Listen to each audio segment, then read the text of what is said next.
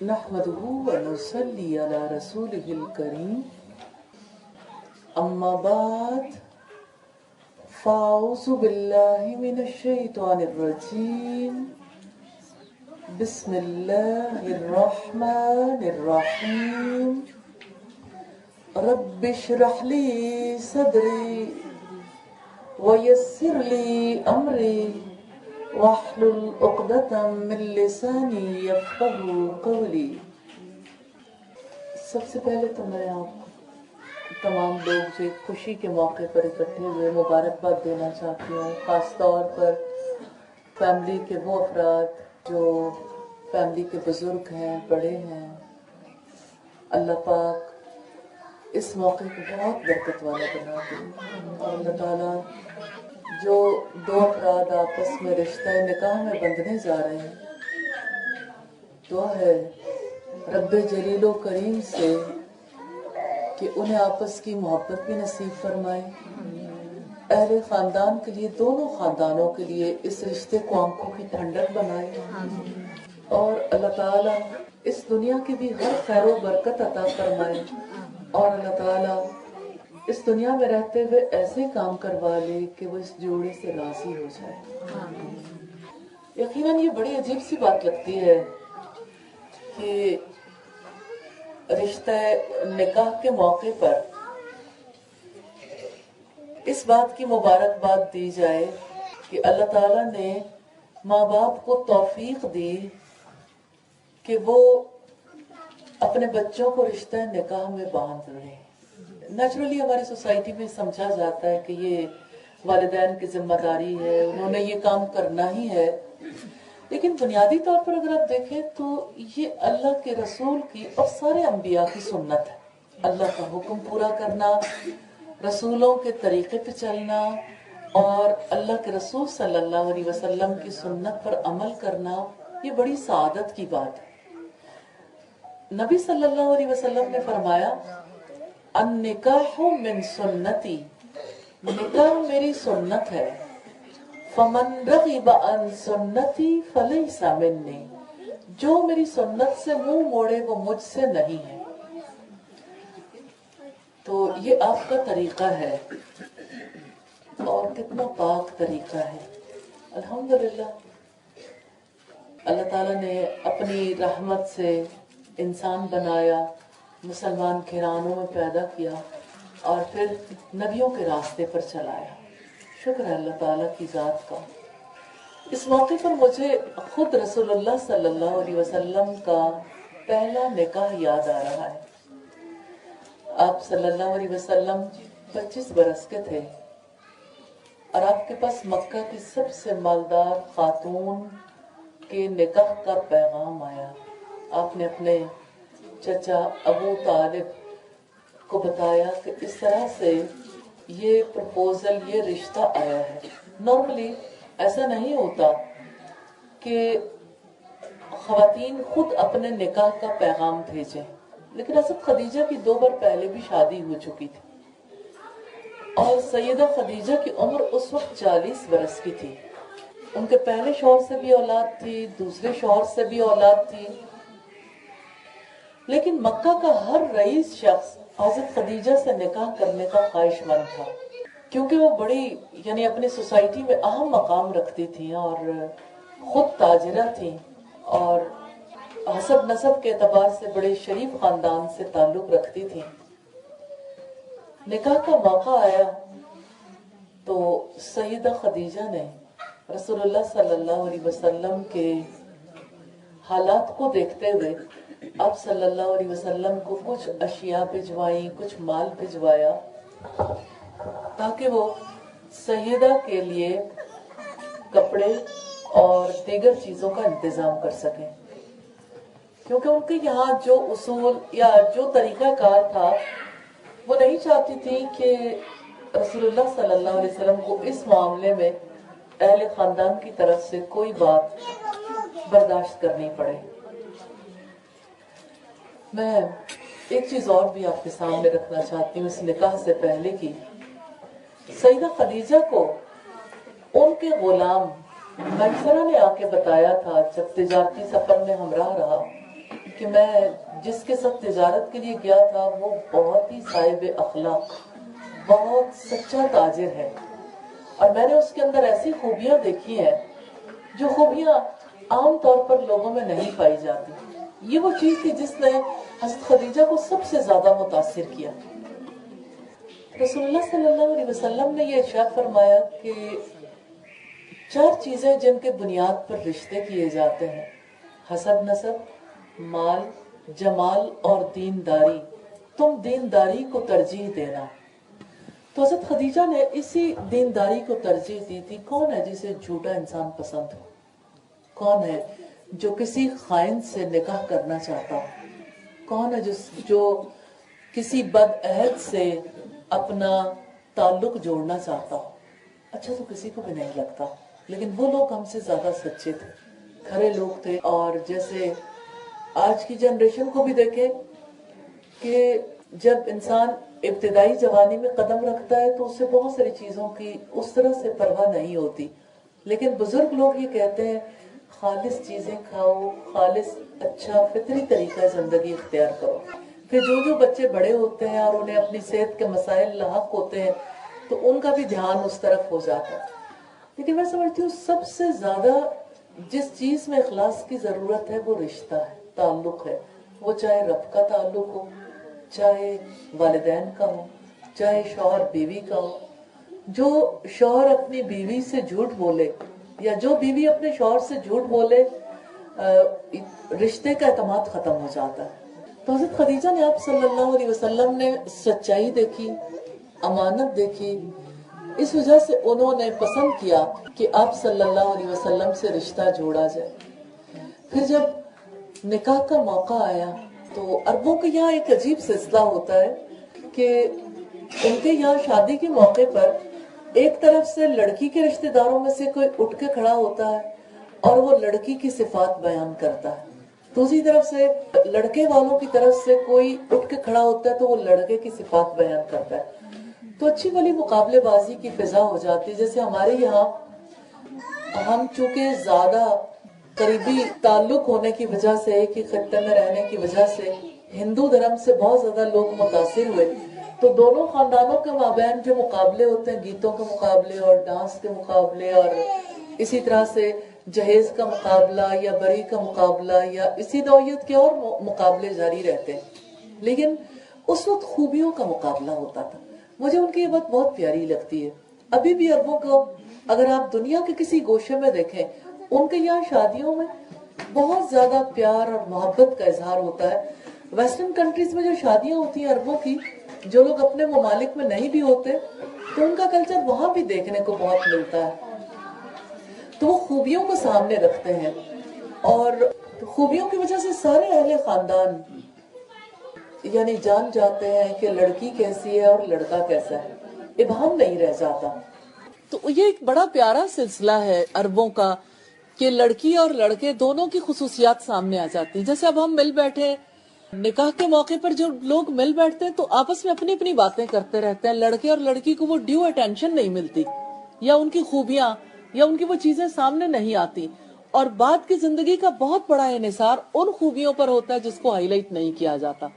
اچھے پہلو جب سامنے رکھے جائے تو اہل خاندان ہمیشہ ان اچھے پہلوؤں پر غور کرتے رہتے ہیں، دونوں خاندانوں کے لوگ۔ اور کبھی بھی اگر لڑکے لڑکی میں کوئی ناچاکی بھی ہو یا کوئی ایسی چیز ہو تو اہل خاندان بھی بتاتے ہیں کہ نہیں، اس کی یہ خوبی تو سب لوگ اس کا اعتراف کرتے ہیں۔ تو بہرحال ایک اچھا سلسلہ ہے جس کی جانب ہمیں نبی صلی اللہ علیہ وسلم کے نکاح سے پتہ چلتا ہے۔ خطبہ نکاح جب دیا تو آپ کے چچا ابو طالب نے دیا۔ خطبہ نکاح کے موقع پر بہت زیادہ دل کو متاثر کرنے والا خطبہ حضرت ابو طالب نے دیا، جس کو ہم اگر دیکھیں تو ہے وہ بہت مختصر سا۔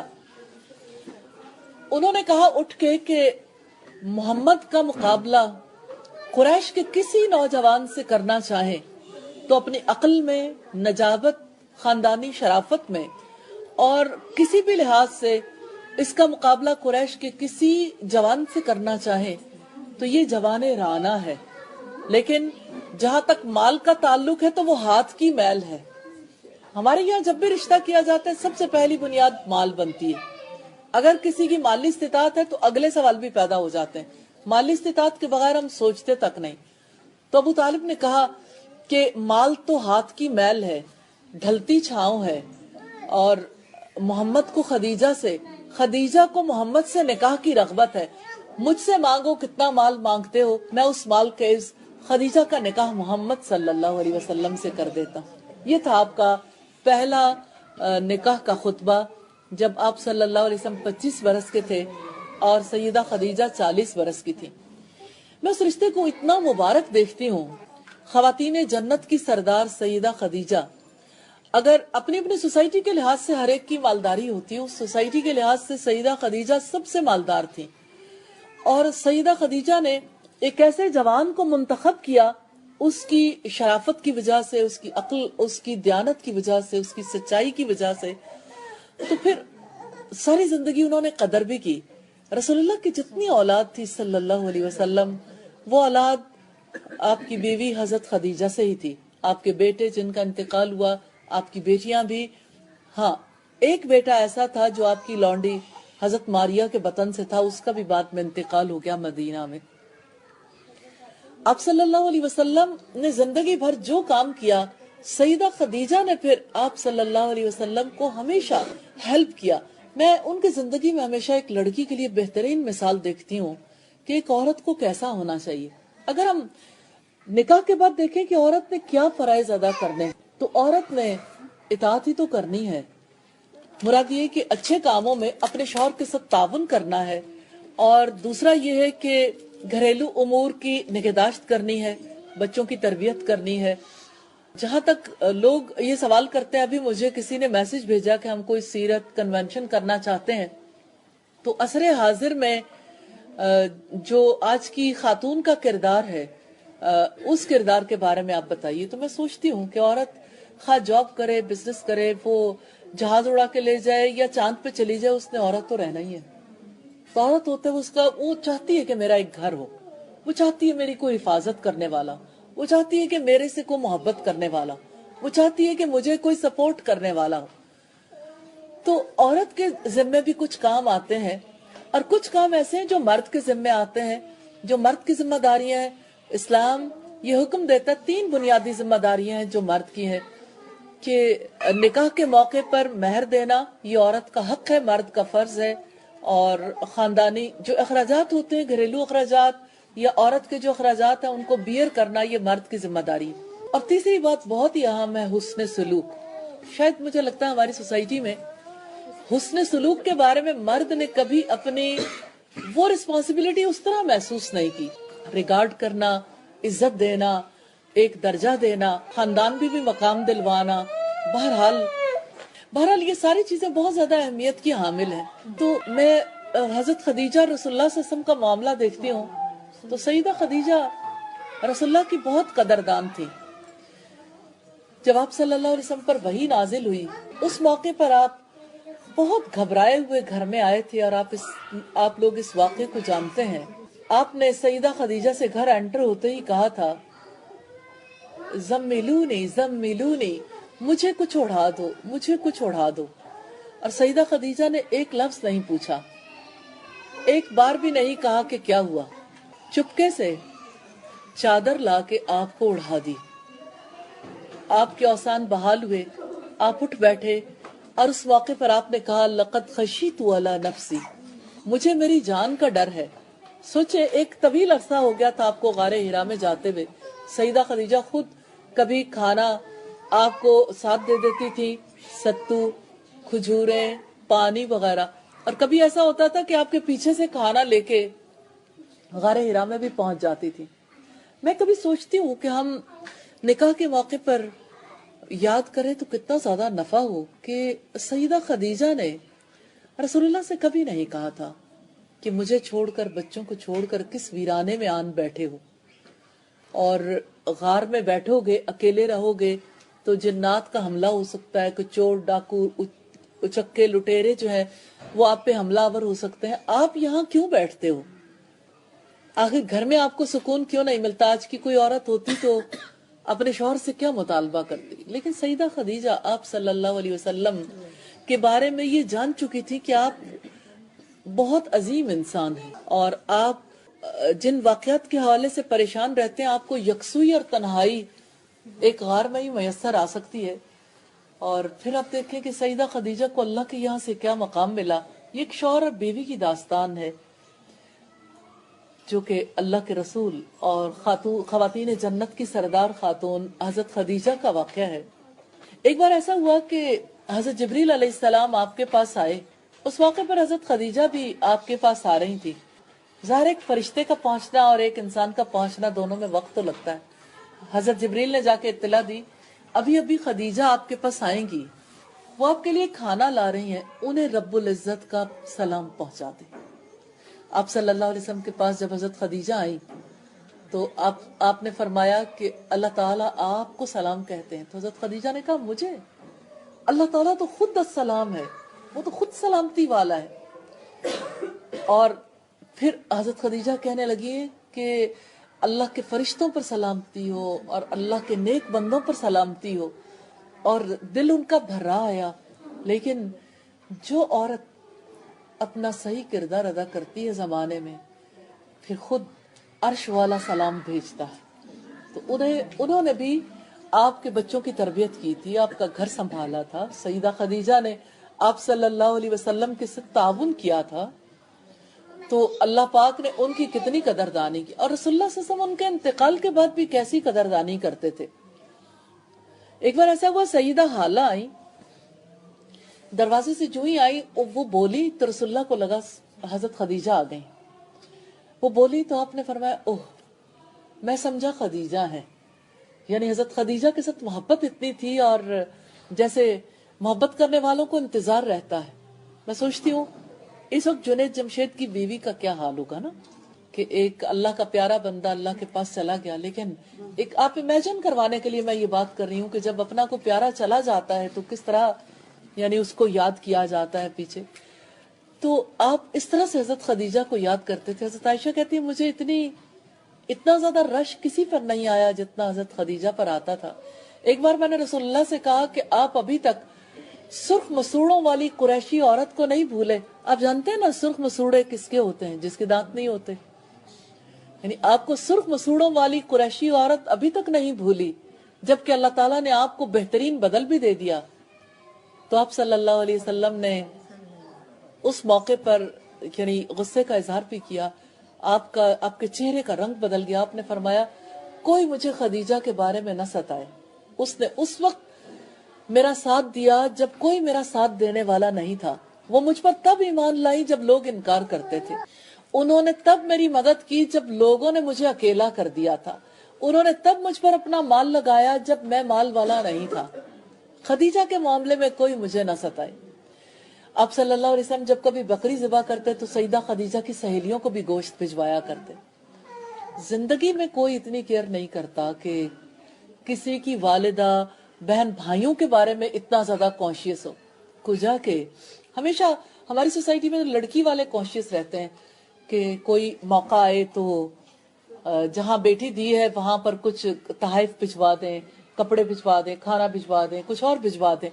نارملی ہمارے یہاں لڑکے والے لڑکی والے کی طرف تب بھیجتے ہیں جب آپس کی رشتہ داری ہوتی ہے، اور اگر رشتہ داری نہ ہو تو ہمیشہ توقعات ہوتی ہیں. تو آپ صلی اللہ علیہ وسلم رشتہ داروں کا تو خیال رکھتے ہی تھے، دوستوں کا بھی خیال رکھتے تھے. اور وفات کے بعد بھی حضرت خدیجہ جہان میں نہیں تھی. تو یہ ایک شوہر اور بیوی کا مثالی تعلق. اسلام نے اس رشتہ داری کو مثالی رشتہ داری بنایا ہے، جس کو اگرچہ ہم نے یعنی خوبصورت لباس، خوبصورت زیورات اور خوبصورت میک اپ کے ساتھ، یا آپ کہہ لیں کہ جس طرح دلہن بنتی سنورتی ہے یا دولہا بنتا سنورتا ہے اس کے ساتھ مختص کر لیا. نو ڈاؤٹ اس کی آپس میں ایک دوسرے کے لیے سجنے کا بھی اجر ہے، لیکن ہم نے ساری کی ساری اس رشتے کی پائیداری کو کپڑوں اور ساز و سامان زیورات کے ساتھ مختص کر لیا. جبکہ اصل میں یہ تعلق جس بنیاد پر نپتا ہے وہ تقویٰ ہے. رسول اللہ صلی اللہ علیہ وسلم نکاح کے موقع پر جن 3 آیات کی تلاوت کرتے تھے، تینوں آیات تقویٰ سے متعلق ہیں. آپ صلی اللہ علیہ وسلم پہلی آیت جس کی تلاوت کرتے تھے یا ایھا الذین آمنوا اتقوا اللہ حق تقاتہ ولا تموتن الا وانتم مسلمون، اے ایمان والو اللہ سے ڈر جاؤ اور تمہیں موت نہ آئے مگر اس حال میں کہ تم اللہ تعالیٰ کے فرما بردار ہو۔ اور دوسری آیت آپ تلاوت کرتے تھے سورہ النساء کی پہلی آیت، جس میں ایک بار پھر تقوی کا حکم ہے، اور تیسری آیت سورہ الاحزاب کی آیت نمبر 71 اور 72، یا ایھا الذین آمنوا اتقوا اللہ، اے ایمان والو اللہ سے ڈر جاؤ، اور اس میں مطالبہ کیا وقولوا قولا سدیدا، سیدھی سچی کھری بات کرو۔ اس رشتے کے نباہ کے لیے سچا ہونا سب سے زیادہ ضروری ہے، کھرا ہونا سب سے زیادہ ضروری ہے۔ نکاح کے رشتے میں بندھنے والے ایک دوسرے سے سچی اور کھری بات نہیں کرتے۔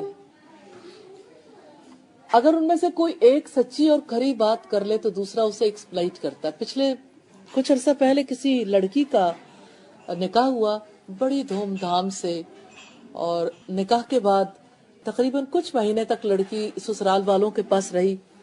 سسرال والوں نے اس دوران یہ کہہ دیا تھا کہ ابھی ہم نہیں چاہتے کہ بہت زیادہ ملاقات کا سلسلہ ہو، تو اس وجہ سے یعنی ہم یہ چاہتے ہیں کہ جب آپ کے پاس آئے تو پھر کچھ دن آپ کے پاس ٹھہرے، لیکن باقی یہ کہ اسے ایڈجسٹمنٹ کے لیے ٹائم چاہیے، تو لڑکے کے ساتھ اسے رہنے کا موقع دیا جائے۔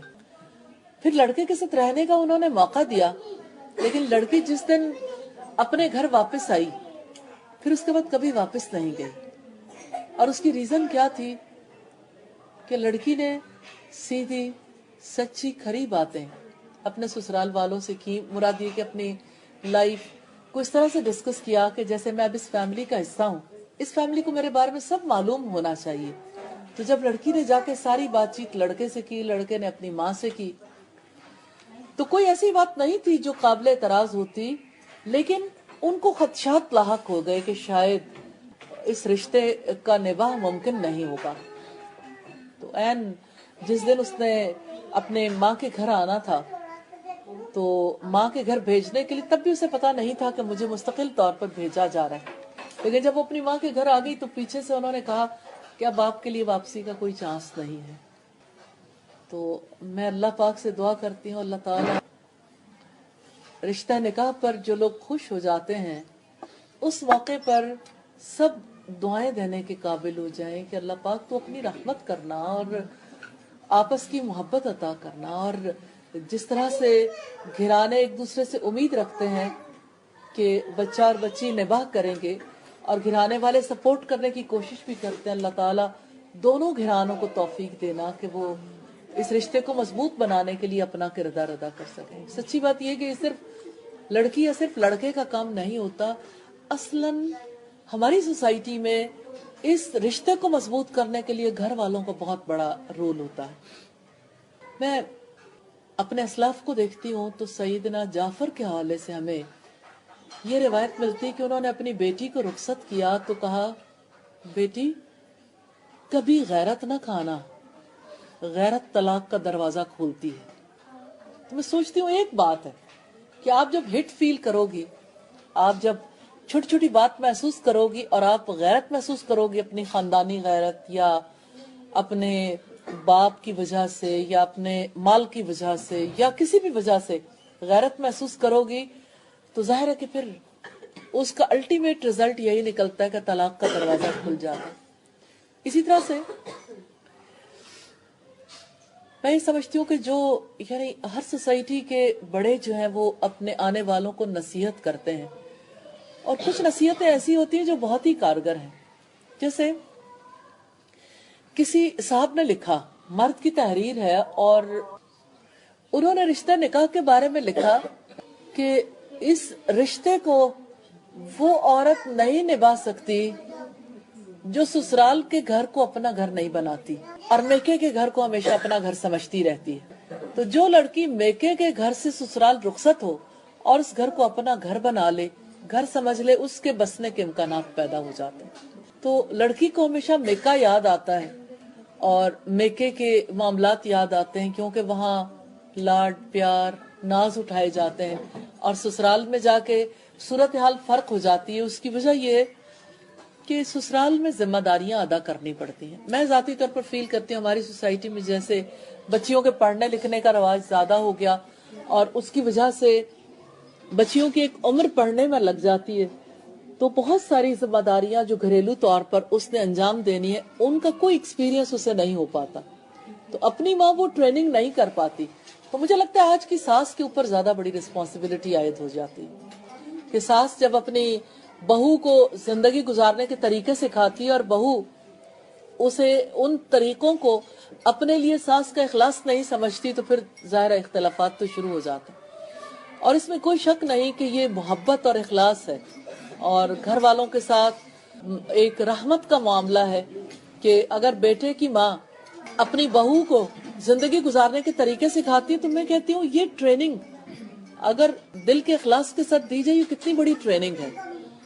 और इसके लिए आप देखें कि घरदारी की ट्रेनिंग है, अपने हस्बैंड के साथ मामला करने की ट्रेनिंग है, रिश्तेदारों के साथ ताल्लुक रखने की ट्रेनिंग है, मेहमान नवाजी की ट्रेनिंग है।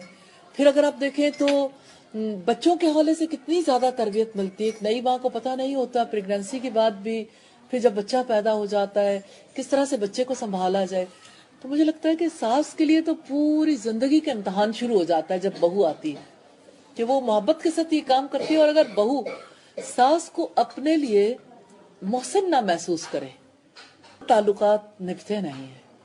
तो मुझे लगता है एक माइंड सेट चेंज करने की बड़ी जरूरत है। जो लोग बेटी को ब्याहें वो अपनी बेटी का माइंड सेट चेंज करें। जब बेटे की शादी हो तो बेटे को भी कुछ अच्छी ट्रेनिंग भी देनी चाहिए, नसीहतें भी करनी चाहिए और बेटे को भी बहू के साथ यानी रिगार्ड के साथ ही पेश आने के लिए तलकीन करनी चाहिए। और हकीकत यह है कि जो बेटा अपनी माँ की इज्जत करना सीख जाता है वो अपनी बीवी को भी इज्जत देना सीख लेता। अगर कोई माँ का रिगार्ड नहीं करता तो इसका मतलब है वो अपनी बीवी का भी रिगार्ड नहीं करेगा। आज अगर यानी बाहमी ताल्लुक की वजह से कोई शख्स कुर्बानी भी दे देता है और अपनी माँ ही के मोहब्बत को कुर्बान कर देता है तो लंबे अरसे तक ये ताल्लुक रहता नहीं। थोड़े अरसे के बाद लड़का जो है वो बीवी की कैद से निकल भागने की कोशिश करता है। फिर वही रिश्तेदार होते हैं जो आगे बढ़ के उस ताल्लुक को बचाने की कोशिश करते हैं। तो मुझे हजरत आयशा सिद्दीक़ा रजी अल्लाह ताला अन्हा का सवाल बहुत प्यारा लगता है। उन्होंने रसूलुल्लाह से पूछा कि अल्लाह के रसूल आप ये बताइए कि एक औरत पर सबसे ज्यादा हक किसका है। तो आप सल्लल्लाहु अलैहि वसल्लम ने फरमाया उसके शौहर का। शादी के बाद माँ बाप का हक नीचे चला जाता है लड़की के लिए, लड़के के लिए नहीं।